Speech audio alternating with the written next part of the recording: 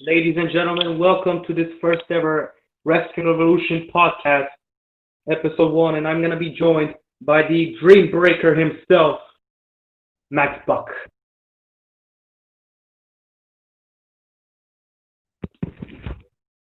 Hello, Max. How are you today? How are you feeling?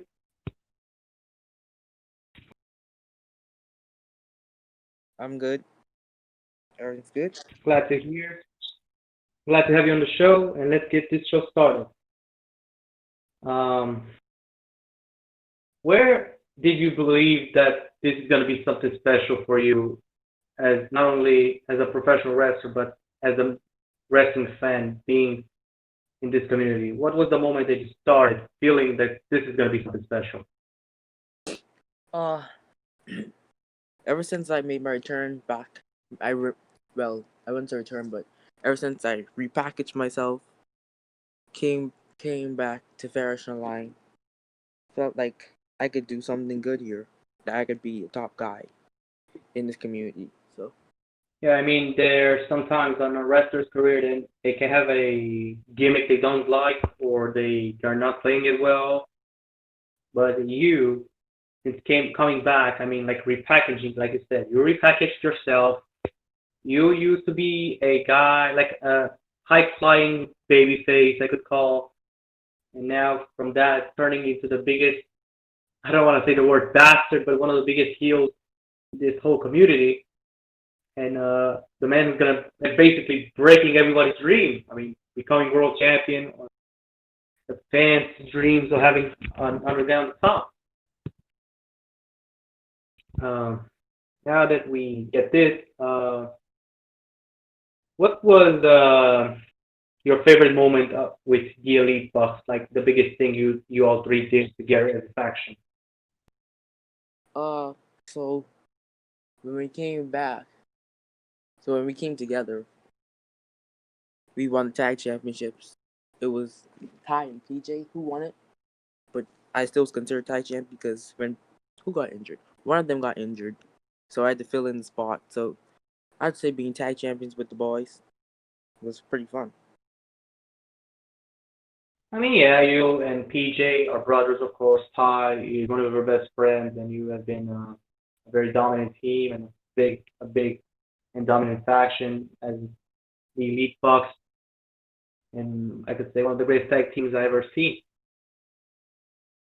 Uh, what was your biggest rivalry, in your opinion? Like the moments, the heated things. What was your biggest and most successful rivalry you ever had in this whole community?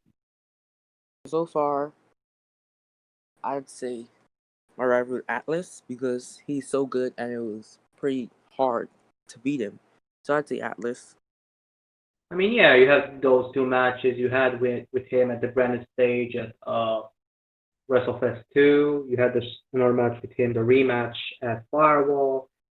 You had a lot of heat. You attacked him a few times. Yeah, I mean, I have to agree with you. That was a great rivalry, and I hope one day to see you again in wrestling with him again.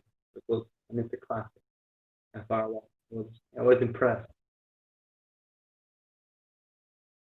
Um, uh, I know everybody knows that you're a Royal Rumble winner. How that moment felt when you were the last one in the ring and you were the one standing over 24 guys as the Royal Rumble, Extreme Rumble winner. Alright, so originally I was supposed to enter number 10, but I was switched to 23 at the last minute. So I was actually ready to come in at number 10.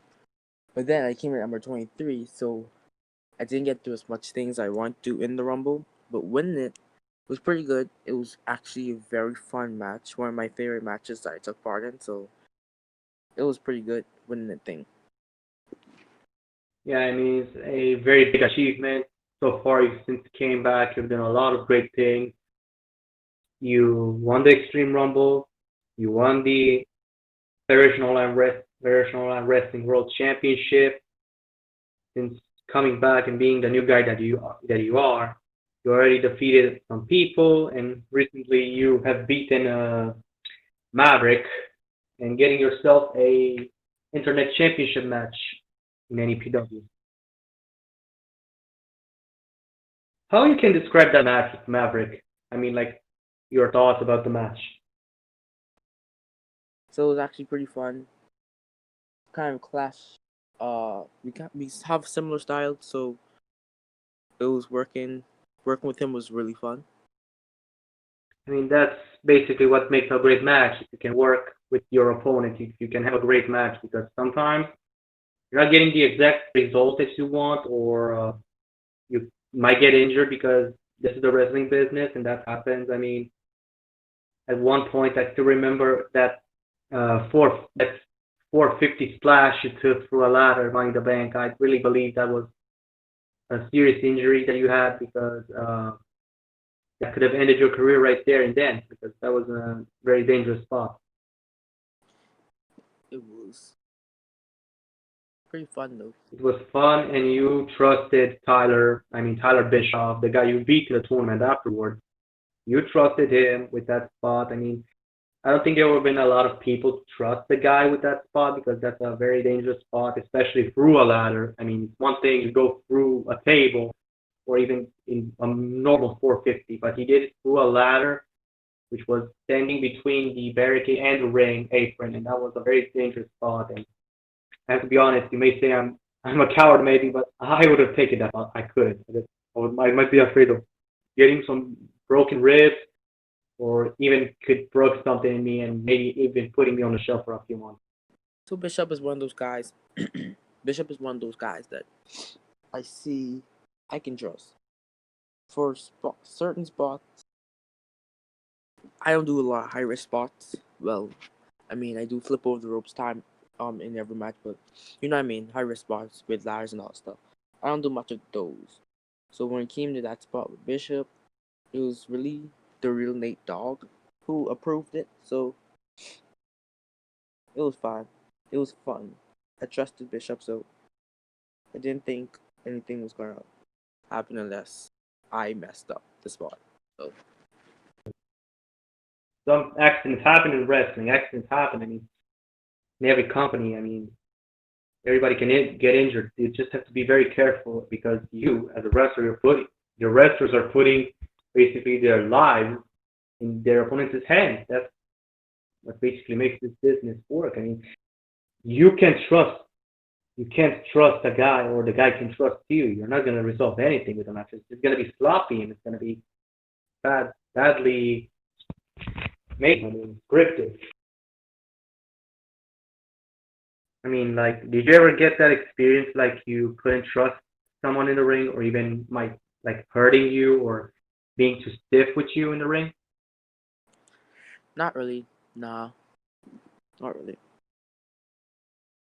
Okay, I mean, that could happen though, and you never know who we're stepping in the ring with. Uh, let's talk about global warfare, the biggest show in this community's history, the show that will bring four of the best companies in the best four companies in the damn world: IPW, NEPW, DWF, and DPW. And you're representing NEPW at Global Warfare. You're gonna face DWF Leech. What are your thoughts on that match, and what do you think he will bring so he can beat the Dreambreaker himself? Now Leech is a pretty good wrestler. I respect him. Uh, Going to this match, I mean, it should be pretty fun. It should be a good match. So I can't wait for the match. So yeah, I mean, yeah, you are very pumped for it. I mean, we are all pumped for this pay-per-view. It's been talked about for months, being in this summer. I mean, all the best wrestlers in the world are gonna be there. Like you, me, Braden, Jay, everyone else, just having to entertain all of them. That's basically I'm very pumped about, and I can't wait to participate in Global Warfare. But I want to ask you. I mean, originally, I mean, I think you know that, but originally you were supposed to be in the Royal Warfare. How that match changed that quickly? Because I never got it the full picture. I never got the explanation of it. I don't even know how the match changed. All I know was one day I was in a match with Leech and that was official. So I was like, alright, okay, that's the match. I mean, yeah, it's gonna be a pretty cool match. I mean, I would have seen you won the World Warfare because there are a lot of guys being there, like Arthur Galloway, Sean Cass, Jay Strickland, a lot of guys from all four brands and all companies. And yeah, but anyway, I have to say, good luck with Leech, man. That's what I can say.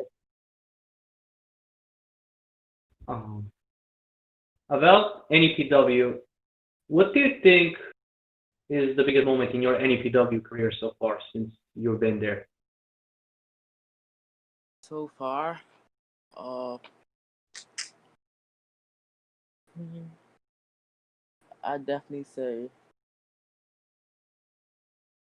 beating Maverick because he's such a he's what's the word I'm trying to say? He's such a well-known name. So beating him was pretty fun, pretty good. I mean, the guy's talked about in this community. He's a former world champion in King Rail. He had a lot of instant classics there. Also here in APW, facing Jack Blade at Torture Chamber. Uh, I know you still remember that thing when you had that promo because you were not even booked on Torture Chamber, saying you're gonna bring change and you're gonna broke everybody's dreams. That was the moment when you turned heel in APW. I wasn't there since I didn't wrestle there since the Money in the Bank, so that was my big return to APW. So yeah. I think you actually wrestled in the tournament before that. Oh, I forgot. Oh yeah, true. I forgot about the tournament. I forgot. You had, yeah, you had Tyler Bischoff in the first round, then you lost to Triple R. That was your last loss in about 4 months. The last, that's the reason actually you have a big record here in so far because for 4 months now you have not lost a single match without getting pinned or submitted. Yeah, you're really, yeah, you're having a record. You're a guy who's been undefeated, and thankfully that streak will continue. I mean, you impressed a lot of guys. That's the reason you are mainly booked everywhere you're going. You're having everything going for you. Full professional line world champion, a very tall man in the business, and I have to say one of the best. I mean, without a shadow of a doubt, one of the best in this business. Uh, I have to say, if I asked you, if it was if you would like to have a rivalry with someone that you would never expect, who could that be? So I never expect. Hmm. I'd just say probably. So I wouldn't expect. Probably Ray because both of us are heels, and his character is more of a I come around when I feel like it type of heel. So he's in seniors, Uh, so I'd say Ray. Also, I don't know, but I always like had this fantasy match that I had in my mind. If you would face PJ, gonna be like brother versus brother. That's one of the rivalries I would have like loved to see. I mean, seeing PJ or you turning face and basically beat the living shit out of each other like two brothers, like a brotherly battle, for the world title. That would be a big money match for me. True. I mean, PJ is pretty good. We trained together. I debuted before him, but we trained together. I helped him a lot. He helped me a lot. So we know each other pretty good. So I mean, you're brothers, of course you will know each other so well because you grew together. You're brothers. You train together every single day. You travel together to all the shows. That's basically brother, the brotherhood. You and him, of course, ties well. He's like a brother to you. He's your best friend inside and outside the ring. What do you have? What are your thoughts about the women's division? I mean, your women's division in the professional line. What do you think about it? How you felt like it's been evolving since the beginning, the inception of it? So first women's champion is Bella J. As you know, she's in RSW right now as the Diamond Champ, and and I feel like it's really come a long way. Trinity is really holding it down right now as the champion, the longest reigning champion there too. So I feel like they're doing pretty good down there. Uh, yeah, they're doing pretty good. They're evolving. They're adapting their moveset. All of them are improving. I'd say the most improved is Shauna because when she first came there, she wasn't the best, but now she's one of the top prospects to take the title of Trinity right now. So I'd say they're doing pretty good down there. I know, uh, I know, Shauna has been evolving a lot. I mean, I don't have to be that kind of a guy, but I actually trained her a little bit. I kind of taught her about a little stuff. But you're right, Trinity is the longest reigning women's champion there. She's a phenomenal athlete. I never seen a girl that big doing a shooting star press on the top rope or even dominating that division like she did. I mean, I mean, there are very much champions you can say. I mean, Bella J, Zatara, and Trinity. There are only three women who hold that title. I don't know, but I have to say that if that division has been very great, and I have to say they're bringing it just like the men does, like the guys do. They're bringing their A games every single time. All the women, I mean, uh, Taylor and Trinity and Scarlett and everyone is bringing their A games every single time they step in that way. Also, the RSW Diamonds division is actually pretty cool. Anything like Sarita Jade and Princess Bea and Bella J. I mean, Bella J, who actually made history being the only women to ever hold both the traditional line and RSW World Women's titles divisions, like the Diamond and the Women's division title, making her, I mean, I have to say, one of the best women's wrestler in this community by now.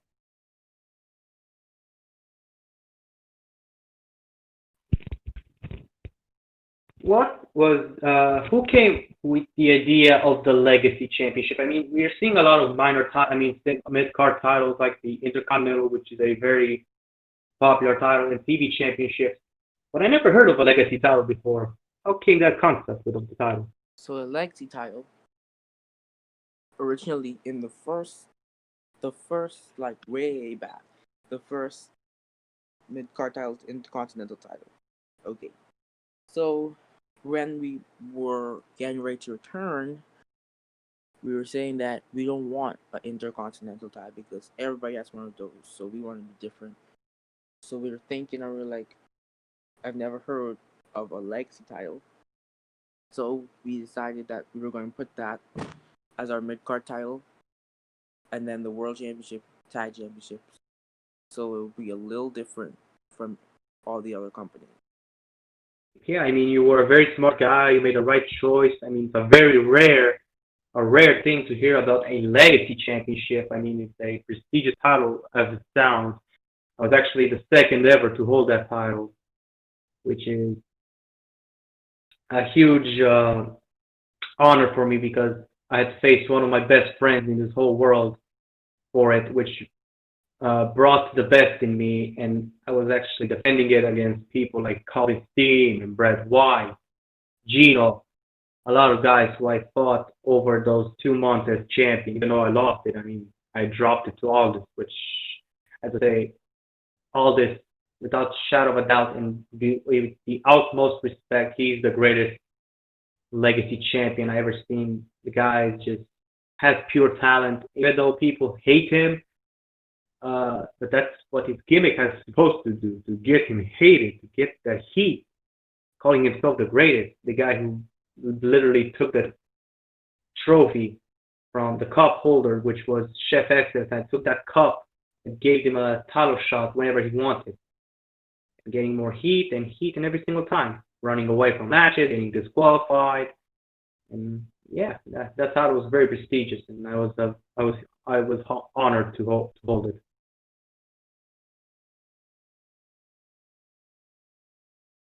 But also about since we're talking about the championship, how it came the idea of the online championship? I mean, everybody knows the match, Tyson Grimm versus Gino. How the concept of that title begun? All right. So the online championship. So the roster started to get a little full. We started to get a lot more guys in.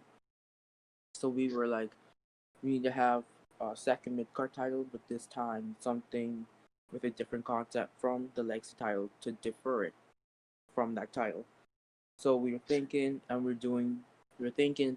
So we're like, how about we come up with the online title, and we put a different spin on it, where if you defend it 7 times, you can earn yourself a world title shot, and this concept would help build the other guys into main event players.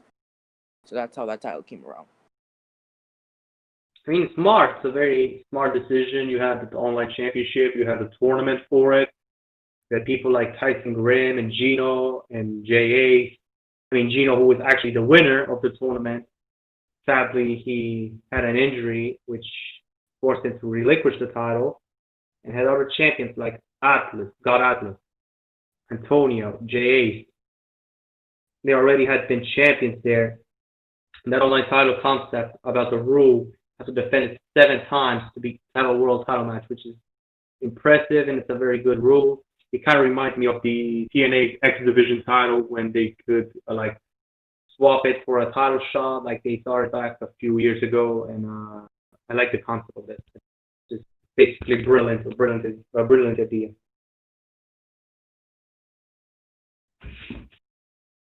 Um, what about let's talk about DPW. I mean, you've been there for quite some time. I mean, not for a long time because DPW has only been the show that started a few months ago or even a year ago when it started. And we can say were like moments there for you, like I would say great moments for you being there. So DPW is my first major signing. Uh, I haven't done much there because I've been busy with NPW and Various Online. So I'd say the best moment I had there was participating in that triple threat match. It was a very fun match to be in, knowing that I wasn't around there. I wasn't around DPW for so long, so that was fun to be in that match. If I, my memory reminds me, I think that match was with you, Death, and who else was there? I mean, it was you, Death, and someone else, but I forgot. I think Forsyth, or I'm not sure.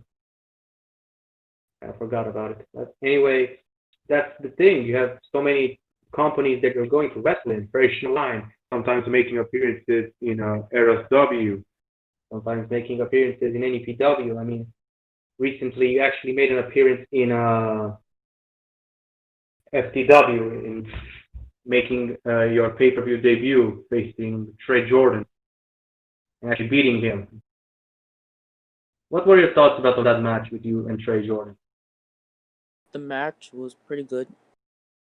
Trey brought his A game, but he just wasn't. He just didn't have enough to beat me. I always have a plan B. So Trey wasn't prepared for my plan B. So that's why he took that L. I mean, yeah, Trey has been always taking L's because Trey is always getting closer and closer to reach the top, and suddenly something slips underneath him, and bam, goes back to the line. Same thing that happened at Sacrifice when he won the world title. Then you said that he didn't win it fair. You restarted the match and helping Max Cross retain that time.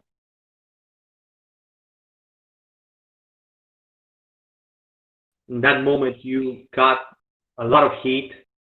That moment because Trey was basically over as hell with the crowd being the most favorite guy in that company, and suddenly someone like you, Max Buck, who's already been having that reputation for breaking people's dreams, you just literally took the world from Trey Jordan's hands just like that. That's a gimmick. You're playing it so well. That's what I have to say I appreciate about you because you are keeping that kayfabe alive and you use that gimmick so well. It fits you so well. I mean, there are sometimes gimmicks that don't fit a guy or the guy doesn't fit them and or it's just a stupid gimmick. And I have to say that gimmick of yours is, I would say, maybe the most successful and maybe the best gimmick I've ever seen in this community. Thank you. And yeah, I say it, I mean it because you are really pushing it to make it work because you are not flipping much on the gimmick because you know you have to act like a jerk. You have to make the people feel bad about themselves just to make it work because that's the gimmick. Uh, like let's say Sean Cass has that gimmick, that Archer. He now I don't know. He's a tweener in one promotion. He's a face in another promotion. He's a heel in another promotion. And you have, but that's the thing when you're combining so many characters, you're kind of getting you're getting ahead of you and you start to forget what character you should use. That's the reason it's better to have one character in all the shows, one gimmick. I mean, I'll say, I mean, like, if you would have more gimmicks than just a Dream Breaker, I think it would have been a little bit hard for you to keep all of them together. True. I mean, Sean Cass, he could uh easily alter his gimmicks because he just is the Archer, so he changed from face to heel. With the Dreambreaker, I feel like that can't be a good face character because a face, uh, it just wouldn't work for me. So I just packaged it all into one gimmick, one persona, the heel persona, just because I feel like the face wouldn't work for me personally. I mean, yeah, because you're called a Dream Breaker, and that's not really a face thing. It's more like of a heel thing. I mean, you're basically saying you're going to break everybody's dreams, and that's not a face thing or even a baby face thing. That's a heelish thing. You have to say, dude. That's the reason it would not work. I mean, like I have the savior gimmick. I have the savior. That would never work as a heel. Never, because yeah, you say you're the savior. You're gonna save everybody from the injustice. You're gonna save everybody from the bad guys. That immediately makes you a babyface. You cannot turn it back. I mean, if you do a heel thing, like being someone and you're still protecting the fans, that's just not really a heel thing. That's more of a tweener slash face thing you do because you're basically protecting yourself and the people. That's the reason it's much better to have one gimmick in just all the shows. In your career so far, all the matches you had since you started doing this, what was your favorite match? And what do you think was the night or the match that made Max Buck who it is today? All right. So, favorite match. I had a lot of matches. Uh, but for me, a lot of people would think that this is crazy, but my favorite match was actually my match with Dallas Dice when I first came into Professional Line. That was one of my favorite matches to take part in. What was the next question? I said, what do you think was the night or the match that made Max Buck who it is today? Uh, I'm not sure because I had so. I mean, a lot of matches. I'd probably say my match with Jay and Nerico was what really established me because that was my first pay-per-view appearance on Fairness Online, That was my first pay-per-view match. Jay and Erico, one of the greatest right now, one of the greatest wrestlers. So I mean, that probably established me as a top guy. So I'd say that match at Quest for Gold.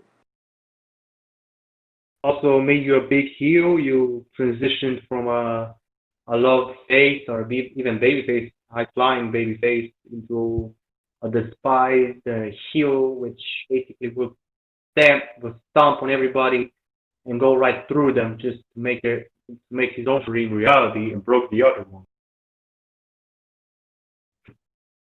That's the reason I really like the character. Just I'm in awe with it because you're doing it so good. You have all the lines. You know how to make it work, and you just really don't have to work and kill yourself doing stuff because you basically need to be a jerk. That's basically what you have to do with a game. You have to be a jerk. You have to irritate the people, and yeah, that's it.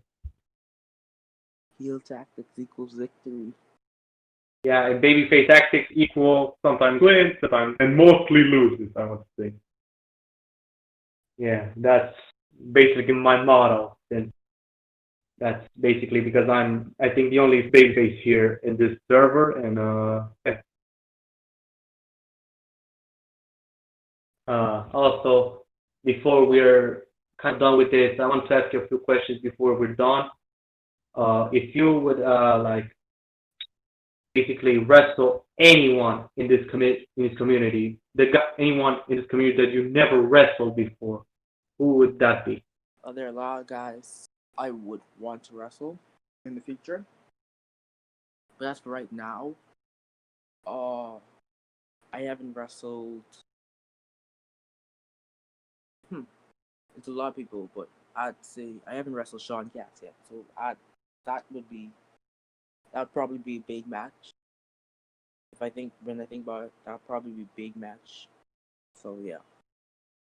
I have to agree with you. It would be a great match.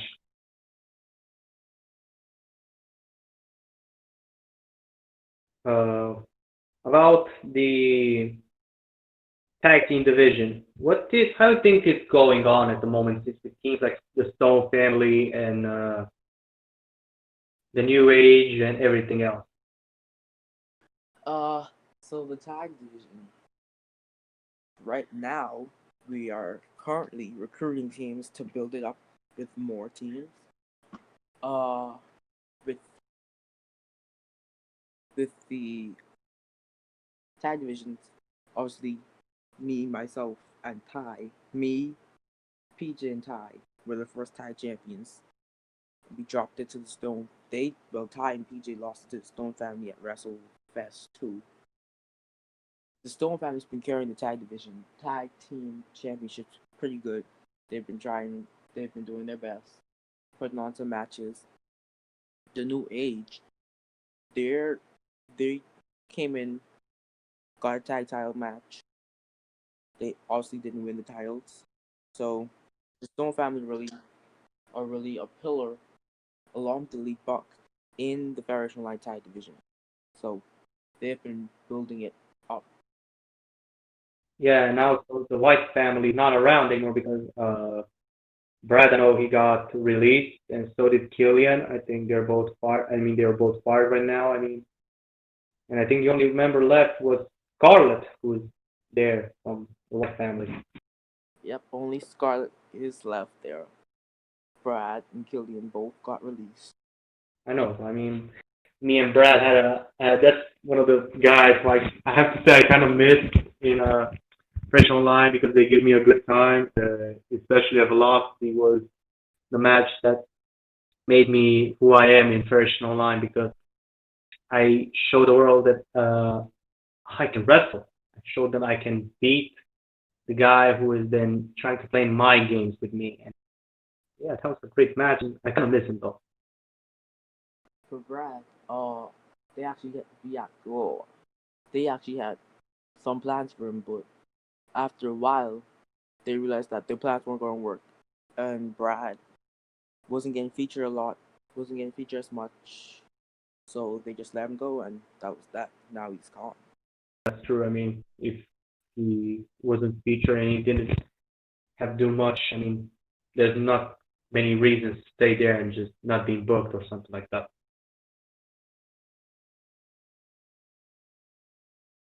One more thing before we're going to end it. If if it was a thing that you never did in this community and you want to do it to achieve that goal, what that might be? Uh, Probably want to be Grand Slam champion in the company one.